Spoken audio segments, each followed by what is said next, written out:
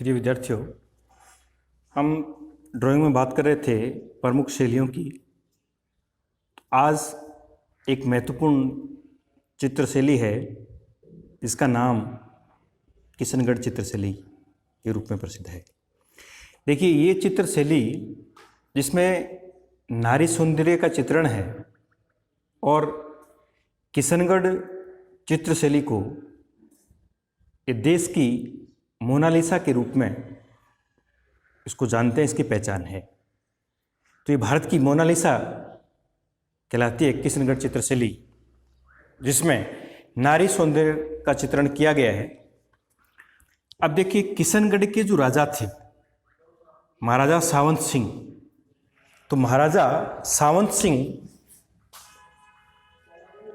किशनगढ़ के राजा सावंत सिंह, जिसको नागरीदास बोलते हैं, नागरीदास के शासनकाल में, ये कहते हैं सावंत सिंह के शासनकाल में इस शैली का उद्भव और विकास मानते हैं। और सावंत सिंह ने अपने प्रेयसी, ये कहते हैं प्रेमिका के कारण नारी सौंदर्य का चित्रण करवाया। अब एक प्रश्न बनता है कि किशनगढ़ चित्रशैली की प्रमुख विशेषता क्या है। देखिए, किशनगढ़ शैली की प्रमुख विशेषता की बात करूं तो सबसे पहले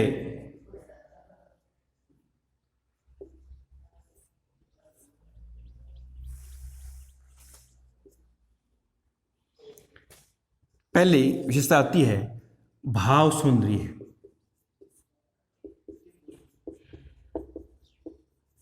भाव सौंदर्य। देखिए, किशनगढ़ शैली मार्मिक जीवन की सात्विकता, भौतिक जीवन की चारुता, रंग की समायोजित भाव का एक पर्याय है। और इस शैली में मौलिक विशेषता देखने को मिलती हैं, जिसमें नर नारी के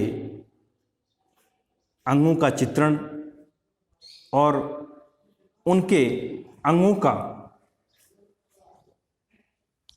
एक तरह से बढ़ चढ़कर वर्णन किया गया है, जिसको प्रकृति के साथ जोड़ करके विभिन्न रंग रूपों में चित्रित किया गया। और रंगों का जो मिश्रण है, यह कहते हैं रंगों का मिश्रित जो प्रयोग और राधा कृष्ण का भावमयी काव्यात्मक चित्रण इस शैली में विशेष महत्व रखता है। इसके बाद में दूसरा है नारी आकृति। नारी आकृति।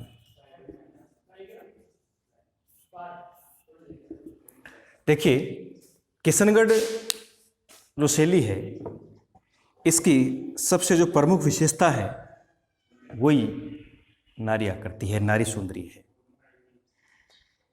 जिसमें नारी के सौंदर्य का वर्णन किया गया है, जिसमें गोरा वर्ण, पतला लंबा चेहरा, ऊंचा और पीछे की ओर ढलवां ललाट, लंबी नुकीली नाक, पतले होठ, उन्नत चिबूक, लंबे छरहरे बदन वाली खजना करती कमल नैन,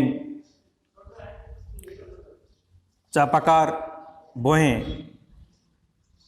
बालों की लट कान के पास झूलती हुई लंबी पतली बाहें, लंबे केस, नारी आकृतियों का चित्रण इस शैली की प्रमुख विशेषता रही है। और उसके बाद में पुरुष आकृतियां,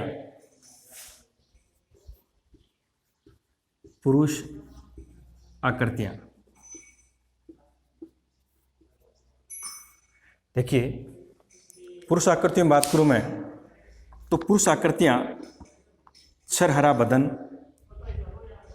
और सुमंत ललाट, लंबी नाक, पतले होठ, बड़ी आंखें,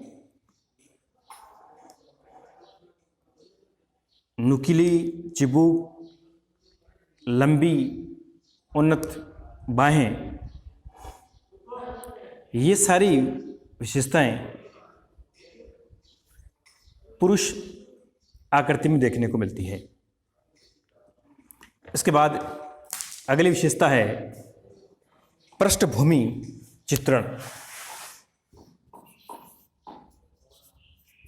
पृष्ठभूमि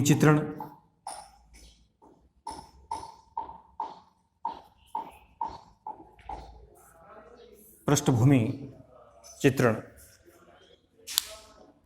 देखिए, पृष्ठभूमि में किशनगढ़ के प्राकृतिक परिवेश और प्राकृतिक परिवेश में झीलें, तालाब, पहाड़, वन, उपवन, विभिन्न पशु पक्षियों का अंकन इस शैली में किया गया है। एक बार फिर समझ लें, पृष्ठभूमि के चित्रण में किसमें प्राकृतिक परिवेश का चित्रण है और प्राकृतिक परिवेश में झीलों को अंकित किया गया है, पहाड़ों को, तालाबों को, वनों को, उपवनों को इस शैली में चित्रित किया गया है। तो एक तरह से प्राकृतिक चित्रण की ये शैली है। उसके बाद विषय वस्तु की बात करते हैं कि इनकी विषय वस्तु क्या है। विषय वस्तु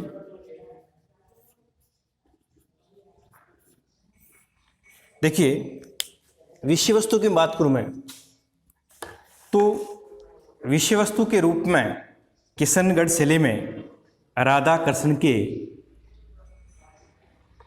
लीला भाव संबंधित विषयों का प्रमुख रूप से चित्रण हुआ है। इसके अलावा गीत गोविंद, भागवत पुराण, रसिक प्रिया, नागर समुच्चय के विभव विलास, स्वच्छंद श्रृंगार, शिकार के दृश्य, उत्सव,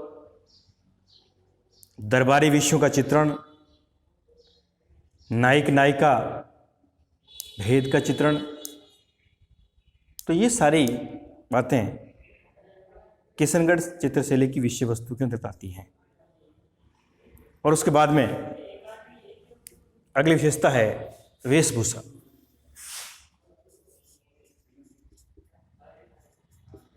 वेशभूषा देखिए, वेशभूषा में नारी और पुरुष दोनों में स्पष्ट अंतर देखने को मिलता है। और किशनगढ़ चित्रशैली के अधिकांश चित्रों में स्त्रियों की बात करें तो स्त्रियों का जो पहनावा है वो घेरदार, चुनटदार लहंगा, खुले गले वाली ऊंची और कसी हुई चोली, पारदर्शी ओढ़नी। पुरुषों में लंबे पारदर्शक जामे पजामा, कमर में पटका और सिर पर मूंगिया और सफ़ेद हीरे मोती जड़ित ऊंची पगड़ी का चित्रण किया गया है। पुरुष को धोती पहने हुए भी चित्रित किया गया है। तो ये प्रमुख विशेषता थी इस शैली की। एक बार फिर रिपीट कर रहा हूँ कि पहली विशेषता में भाव सौंदर्य। किसलगढ़ जो शैली है ये अपनी मौलिक विशेषता के कारण चर्चा में रही है। इसमें नर नारी के अंगों प्रत्यांगों का अलौकिक अलंकार या कहते हैं अंकन कहते हैं, प्रकृति का विराट रंगमंचीय प्रभाव है। रंगों का मिश्रण, राधा कृष्ण का भावमयी काव्यात्मक चित्रण इस शैली की विशेषता है। नारी आकृति में ये चित्र शैली नारी के सौंदर्य का वर्णन है एक तरह से, और नारी सौंदर्य इस शैली की मुख्य विशेषता भी है, जिसमें गोरा रंग, पतला लंबा चेहरा और ऊंचा और पीछे की ओर ढलवां ललाट, लंबी नुकीली नाक, पतले होठ, उन्नत चिबूक,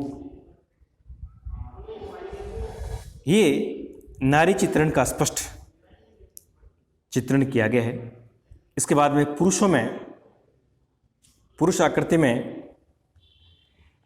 सुमंत ललाट, लंबी नाक, पतले होठ और विशाल आँखें, नुकीली चिबूक, लंबी उन्नत बाहें।